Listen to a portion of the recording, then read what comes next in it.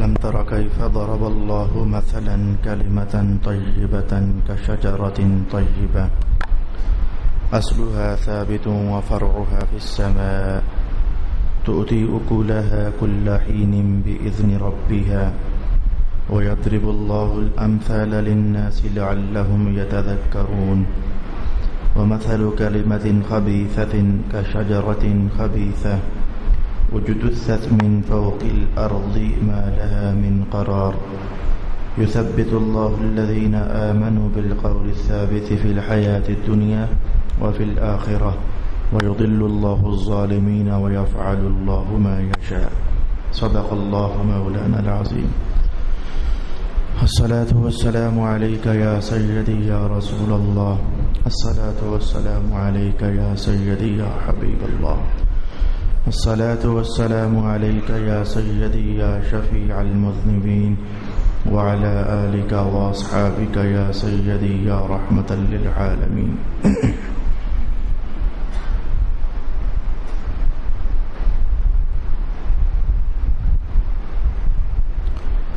رسول پاک علیہ الصلوۃ والسلام کا غلام شخص، ایک مسلمان شخص دن میں کتنی بار اچھی باتیں بولتا ہے؟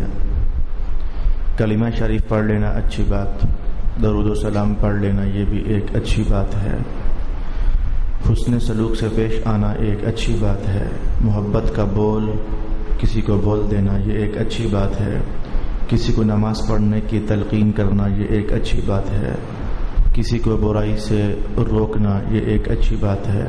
الغرض ہم دن میں بہت سارے اچھے بولتے ہیں، قرآن حکیم کی تلاوت کر لینا، ہر آیت، ہر جملہ، ہر لائن اچھی بات ہے۔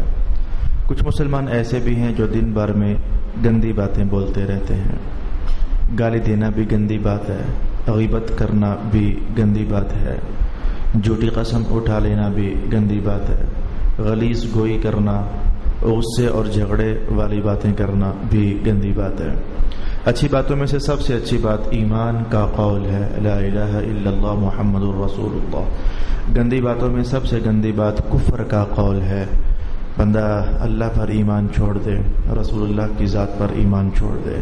تو آج کی مثال قرآن حکیم نے جو علم الامثال میں نقل فرمائی وہ یہ ہے کہ ایک بندہ جب اچھا بولتا ہے، اچھی بات کرتا ہے، تو اس کی اچھی بات کی مثال کیا ہے؟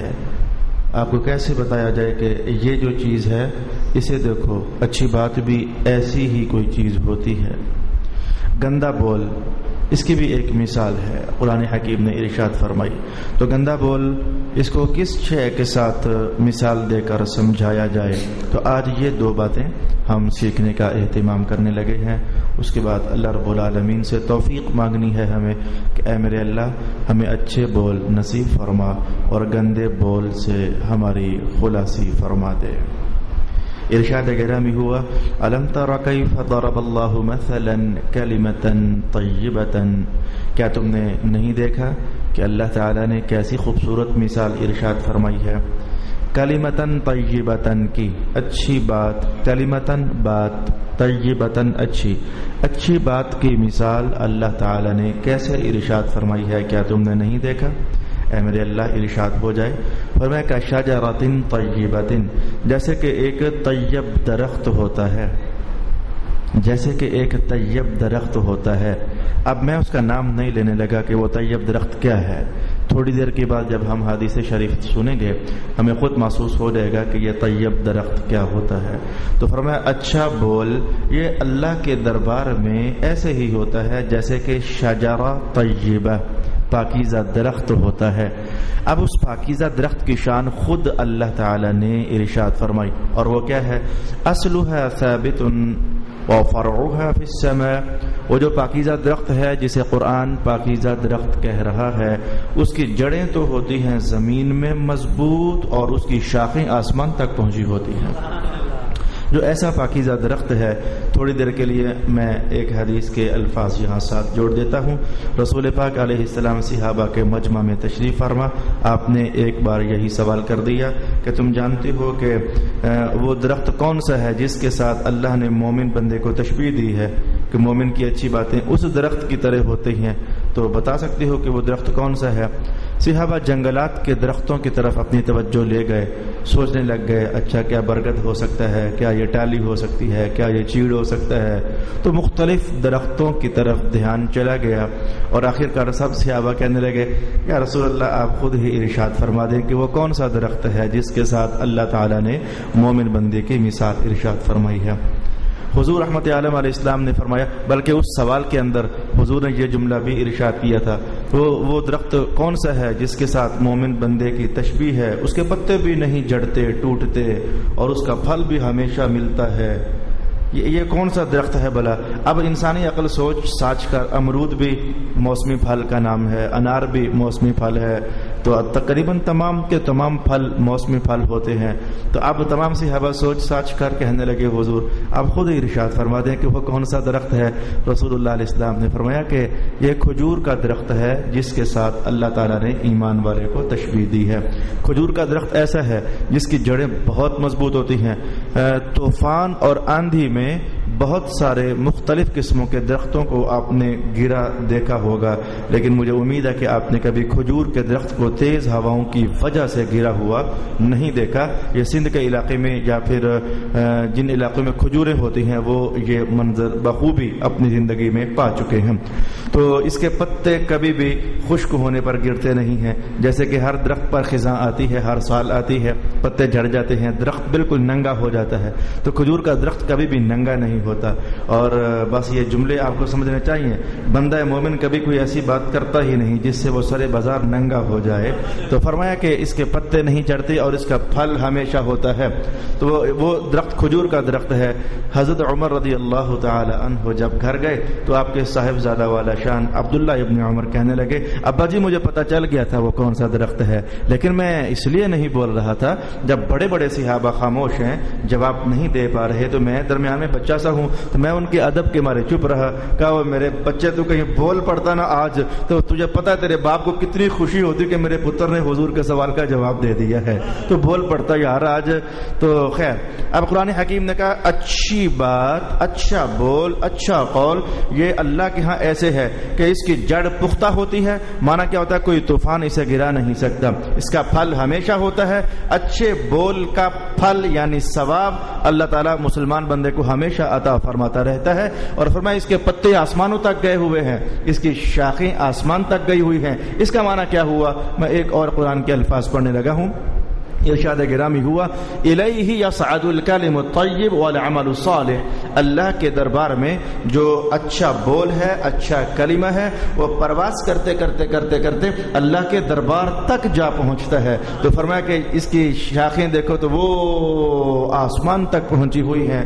تؤتی اکلها کل حین باذن ربها، اور وہ درخت ہمیشہ اپنے کھانے والوں کو پھل دیتا رہتا ہے، اور آپ جانتے ہیں مسلمان کا خوش اخلاق ہونا، اس کے اچھے بول زندگی بھر اسے دنیا کے اچھے نتائج عطا فرماتے رہتے ہیں۔ وَيَضْرِبُ اللَّهُ الْأَمْثَالَ لِلنَّاسِ، اللہ تو مثال بیان کرتا ہے لوگوں کے لیے، لَعَلَّهُمْ يَتَذَكَّرُونَ تاکہ لوگ نصیحت حاصل کر سکیں۔ وَمَثَلُ كَلِمَةٍ خَبِيثَةٍ، گندی بات، گالی نکالنا، غیبت کرنا، کفر کا بول دینا، گندی بات۔ کشجرۃ خبیثۃ، یہ ایسے ہی ہے جیسے کہ گندا ترین درخت، خبیث ترین درخت۔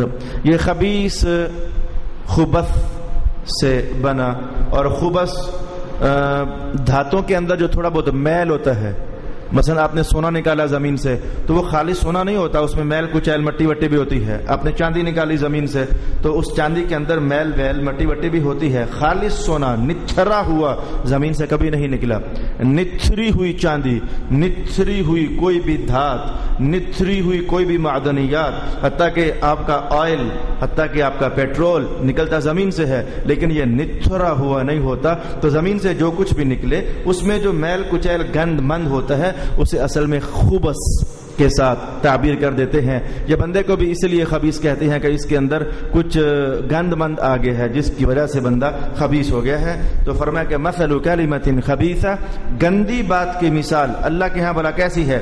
کشجرۃ خبیثۃ، جیسے کہ ایک گندا درخت ہوتا ہے، اجتثت من فوق الارض ما لها من قرار، جس کی جڑیں زمین کے اندر نہیں گئی ہوئی ہوتی ہیں، اس کے لیے قرار اور مضبوطی نہیں ہوتی ہے، بس اوپر سے اسے کاٹ دیا جائے تو بس وہ فنا ہو جاتا ہے، اس کے لیے پرواز نہیں ہوتی، اس کے لیے بلندی نہیں ہوتی، اور اس کے لیے اللہ کے دربار میں پہنچنا نہیں ہوتا۔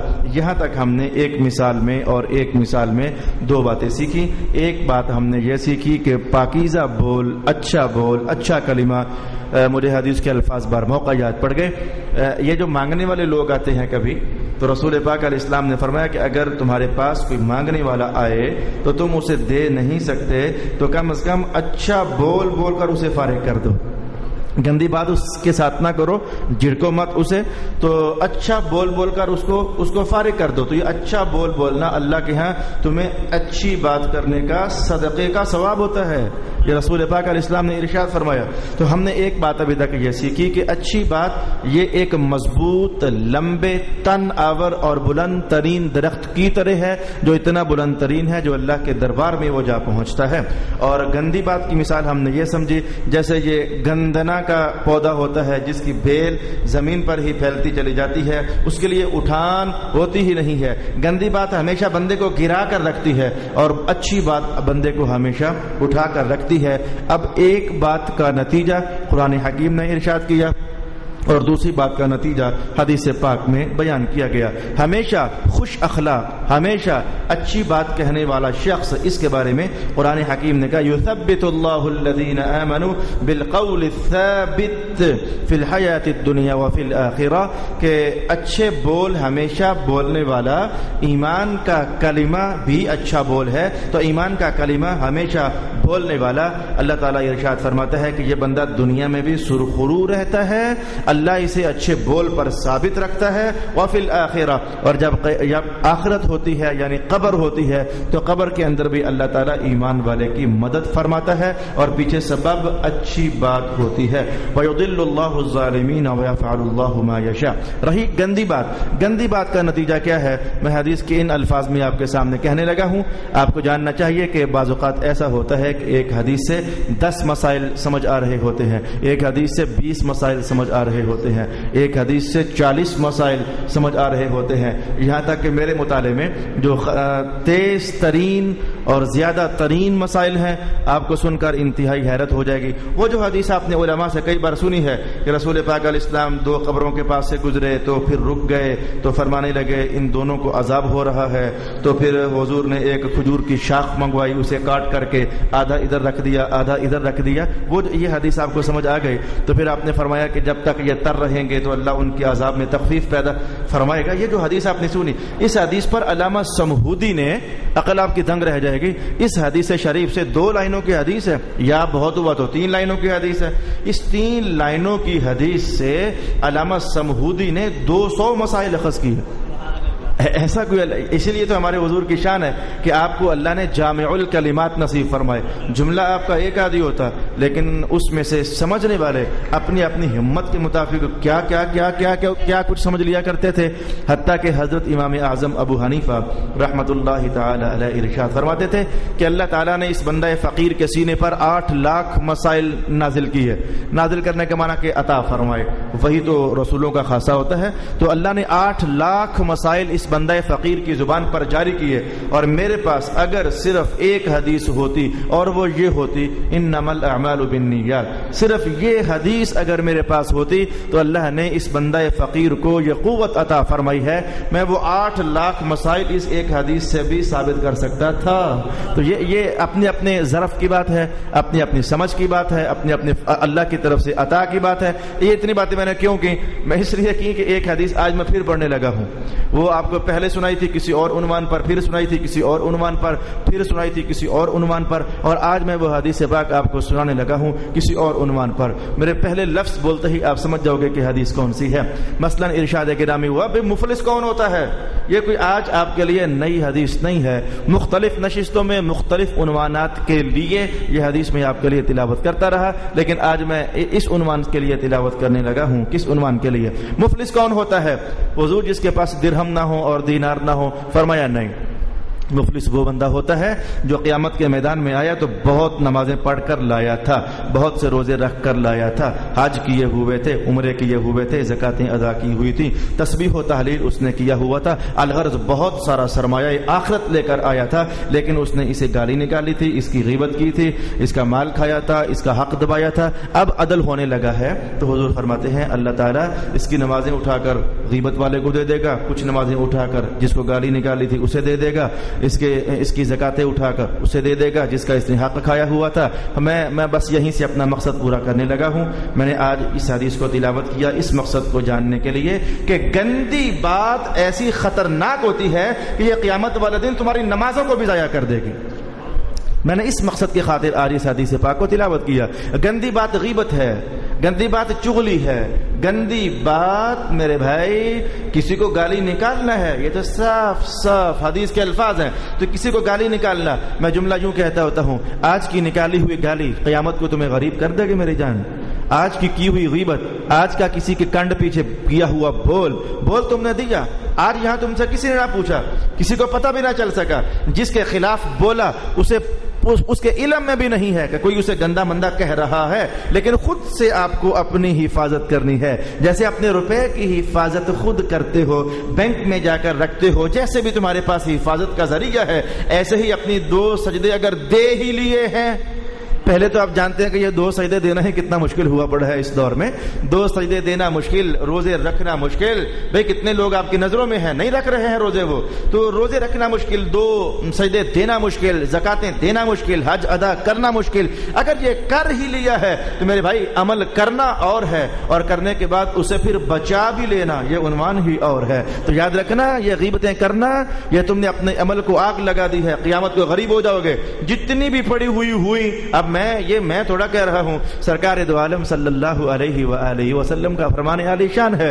تو جتنی بھی پڑی ہوئی جب عدل کا کٹہرا کھل جائے گا اور جب عدالت کے دروازے کھل جائیں گے، نمازیں اڑ کر وہ جا رہی ہیں، زکاتیں اڑ کر وہ جا رہی ہیں، اور وہ صاحب غیبت آج کما رہا ہے، جس کی غیبت ہوئی آج وہ کما رہا ہے، جس کو گالیاں دی گئیں آج وہ کما رہا ہے۔ مجھے کتنا بار موقع یاد پڑ گیا، حضرت امام باقر پاک رضی اللہ تعالی عنہ گھوڑے پر بیٹھ کر کے تو جا رہے تھے، تو ایک بندے نے حضرت علی المرتضیٰ کی طرف منسوب کرتے ہوئے گندی سی بات کہہ دی۔ یہ اہل بیت کے دشمن ہر دور میں رہے، صحابہ کے دشمن بھی ہر دور، بلکہ میں کہوں گا رسول اللہ کے دشمن بھی ہر دور میں رہے، اور صحابہ کے دشمن بھی ہر دور میں رہے، اہل بیت کے دشمن بھی ہر دور میں رہے۔ اگر نہیں سمجھ تو میں یہ بھی کہہ دیتا ہوں اللہ کے مخالف رہنے والے بھی ہر دور میں رہے۔ یہ آج کل جو اللہ کو نہ ماننے والے، یہ ہندوستان میں چلے جاؤ، یہ بتوں کے سامنے سر پھینکنے والے اللہ کو نہیں ہی تو مان رہے، تو اللہ کے دشمن بھی ہر دور میں رہے، رسول اللہ کے دشمن بھی ہر دور میں رہے، صحابہ پاک کے دشمن بھی ہر دور میں رہے، اور اہل بیت کے دشمن بھی ہر دور میں رہے، اور سب انسانوں کے دشمن آئیں بائیں دائیں شائیں کہیں نہ کہیں بھی تو ہر دور میں رہے۔ یہ دشمنی کی داستان بڑی پرانی ہے، اور کوئی دشمن ٹھہرے یا نہ ٹھہرے، ایک دشمن تو ہے نا جس کے بارے میں قرآن بار بار آواز مار رہا ہے، ان الشیطان لکم عدو مبین، یہ شیطان تو تمہارا کھلا دشمن ہے ہی ہے نا۔ کوئی بندہ دشمنی سے بچا نہیں ہے، خواہ انسانوں میں کوئی دشمن مل جائے، خواہ شیطانوں میں کوئی دشمن مل جائے۔ تو اس نے حضرت علی المرتضیٰ کو گالی نکالی حضرت امام باقر پاک کے سامنے، تاکہ انہیں تیش آئے تو یہ بھی ذرا کوئی گندا بول دیں اور مجھے گالی کا جواب دے دیں، کوئی بھیڑ کوئی ہو جائے، کوئی لڑائی جھگڑا ہو جائے۔ یہ شرارتی طبقہ ایسا ہی ہوتا ہے، کوئی ایسی گندی مندی بات کر دیتا ہے، شریف آدمی کو آگ لگ جاتی ہے، اور پھر منتظر ہوتا ہے کہ اب ذرا اسے آگ لگی ہے تو بولے نا، ذرا میدان تپاتے ہیں اور ماحول گرم کرتے ہیں۔ عافان اللہ عن ذلک، اس نے گالی نکالی تو امام باقر پاک گھوڑے کو آگے چلاتے ہی رہے۔ آپ نے یوں محسوس کروا دیا کہ میں نے تو جیسے سنا ہی نہیں، اسے محسوس ہوا گالی نکالنے والے کو کہ میں نے گالی نکالی ہے اور اس نے آگے سے کوئی جواب نہیں دیا۔ وہ ذرا تیز چلا نا تو گھوڑے کی لگام کے پاس آ کر کہنے لگا اور تجھے کہہ رہا ہوں میں، اس نے اب انداز بدل دیا، وہ ماحول تپانا چاہتا تھا، میں تجھے کہہ رہا ہوں۔ امام باقر پاک تھوڑا سا مسکرائے اور مسکرا کر کہنے لگے آپ نے بازو کھول دیا. کہا تو میں نے بھی تو پہلے تجھے ہی معاف کیا ہے نا, تو جو کہہ رہا ہے کہ میں تجھے کہہ رہا ہوں, تو میں نے بھی تو تجھے ہی پہلے معاف کیا ہے نا. یہ اہل بیت کی پاکیزہ زندگی کا ایک ورق میں نے آپ کے سامنے رکھا کہ گندی بات کا جواب گندی بات سے دینا یہ خاندان نبوت کا کام ہی نہیں تھا, بلکہ خود سرکار دو عالم صلی اللہ علیہ وآلہ وسلم کا کام ہی نہیں تھا. اللہ کرے کہ ہم مسلمانوں کو بھی یہ صبر میسر ہو جائے. یہ صبر کی داستان ہے. اللہ کرے کہ ہم یہ سوچ کر خوش ہو جائیں, اے میرے اللہ, اللہ اکبر. وہ حدیث کے الفاظ بار موقع. اب میں کتاب کو بند کروں گا. رسول پاک علیہ السلام کے سامنے حضرت ام المؤمنین تشریف فرما ہے. ادھر سے ایک یہودی ملنے کے لیے آیا, تو اس نے آ کر کے تو حضور کی شان میں سامنے بیٹھ کر حضرت ابو بکر صدیق, حضور رحمت عالم, حضرت ابو بکر صدیق اور ایک یہودی آ گیا, اور اس نے آ کر کے تو حضور کو سامنے غلط باتیں کہنا شروع کر دی. وقت گزرا. حضرت ابو بکر صدیق کو آخر, حضرت عمر ہوتے وہ تو فوراً میں کرتا ہوں اس کا بندوبست, حضور یہ تلوار کھینچ نہ لوں. ان کا جلال اپنا تھا, تو حضرت ابو بکر کو حضور کے جمال کی کیفیت حاصل تھی, حضرت عمر کو حضور کے جلال کی کیفیت حاصل تھی. تو حضرت ابو بکر نے کہہ دیا, حضور آپ نے آخر میں یہ کیا کہ اس کو جواب دے دیا کچھ اس طرح کا کہ تو ہی ہوگا سارا کچھ. اب گندی بات تو نہیں کہہ سکتے تھے, وہی الفاظ تو نہیں بول سکتے تھے کہ بس تو ہی ہوگا. رسول پاک علیہ السلام کے چہرے کا رنگ مبارک تبدیل ہو گیا.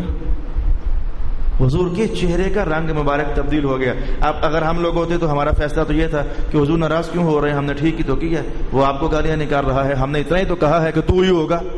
حضور رحمت عالم کے چہرے مبارک کا رنگ تبدیل ہو گیا. حضرت ابو بکر مزاج شناس تھے, آخر فوراً محسوس کر کے کہا, یا رسول اللہ, میں نے تو آپ کو یہ برا کہہ رہا تھا, تو میں نے تو اس لیے کہا تو ہی ہوگا. حضور کا جملہ سنیں, فرمایا جب تک تو چپ تھا اللہ نے فرشتہ جو بھیجا ہوا تھا, جب تک تو چپ تھا اللہ نے فرشتہ بھیجا ہوا تھا, اور وہ میری طرف سے جواب دے رہا تھا. اب جب تو بول پڑا ہے تو اللہ نے فرشتے سے کہا تو واپس آ جا. فرشتہ واپس چلا گیا ہے. تو جاننا چاہیے جب کوئی تمہارے خلاف بول رہا ہے تمہیں اللہ کی مدد حاصل ہے. کس انداز میں یہ اللہ جانتا ہے, اس نے خود وعدہ دیا ہے, ان اللہ مع الصابرین, بے شک میں صبر کرنے والوں کے ساتھ ہوں. وہ کیسے مدد کھینچ دیتا ہے. اگر آپ سورۃ الکہف کے ابتدائی اسباق میں میرے پاس پہنچے تھے تو میں نے آپ کو قرآن و سنت سے مثالیں نکال کر بتائی تھی کہ اللہ جب مدد کرنے پر آتا ہے تو وہ کیسے کیسے کیسے کیسے کیسے کیسے مدد فرما دیتا ہے. تقریباً 17 انداز میں نے قرآن حکیم سے نکال کر آپ کو بتائے تھے. اللہ چاہے تو مکڑی کے جالوں سے بھی مدد کر لیتا ہے, اللہ چاہے تو کبوتریوں کے انڈوں سے بھی مدد کروا لیتا ہے, اللہ چاہے تو نہ جانے کیسے کیسے کیسے مدد فرما لیتا ہے. تو آج ہم نے اچھا بول اور برا بول اس کو قرآن حکیم کے مثال کی روشنی میں سمجھنے کا اہتمام کیا. سوال میرے پاس یہ ہے کہ موبائل فون میں قرآن مجید پڑھنے کے لیے وضو کرنا ہوگا یا کہ بغیر وضو کے بھی اسے پڑھ سکتے ہیں. موبائل فون میں قرآن حکیم پڑھنے کے لیے بغیر وضو کے بھی آپ اسے پڑھ سکتے ہیں اور پکڑ سکتے ہیں. اس کی کنڈیشن جیسے عام قرآن ہوتا ہے ایسے نہیں ہوتی. وہ ایک چھوٹا سا پوائنٹ ہوتا ہے. قرآن حکیم ایک اتنا چھوٹا سا پوائنٹ ہوتا ہے کہ اگر اسے آن نہ کرو موبائل فون کو, تو میں آپ سے کہوں کہ موبائل میں کدھر ہے قرآن ڈھونڈ کر بتاؤ, ایک پرزہ الگ کر دو کہیں بھی نہیں ملے گا آپ کو. وہ قرآن جو پڑا ہوا ہے آپ کے میموری میں, تو ایک پرزہ الگ کر دو, اس کو بھی پیس کر صفوف بنا کر بھی ڈھونڈو تو اندر سے کہیں قرآن آپ کو نہیں ملے گا. لیکن اس کو کلک کر کے آن کرو گے تو وہ 30 کے 30 سپارے روشن ہو کر سامنے آ جاتے ہیں. تو وہ قرآن اس کنڈیشن میں نہیں ہے جس کے لیے باقی احکام ہوتے ہیں. لہٰذا موبائل فون والا قرآن اگر بغیر وضو کے پڑھنا چاہو تو پڑھ سکتے ہو, لیکن اگر وضو کر لو تو پھر تو سونے پر سہاگا نہیں ہے کیا, پھر تو کمال ہے ہی ہے نا. کون سے دن سفر کرنا سنت ہے؟ جس دن بھی ضرورت پیش آ جائے اسی دن سفر کر لیا کرو. اب اپنے سفروں کو مؤخر نہ کرو. رسول پاک علیہ السلام کو جس دن جب کوئی ضرورت پیش آتی تو آپ اسی دن سفر طے کر لیا کرتے تھے.